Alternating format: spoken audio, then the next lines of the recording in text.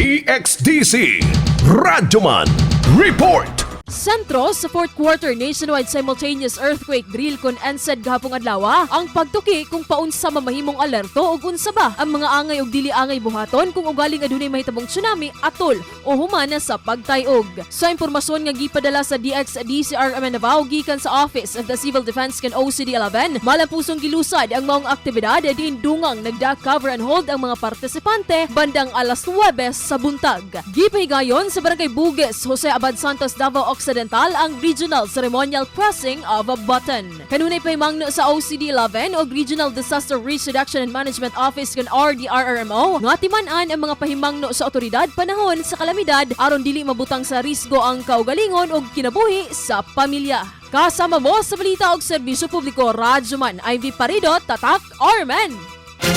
RMN News. Diretso Balitang Metro Davao.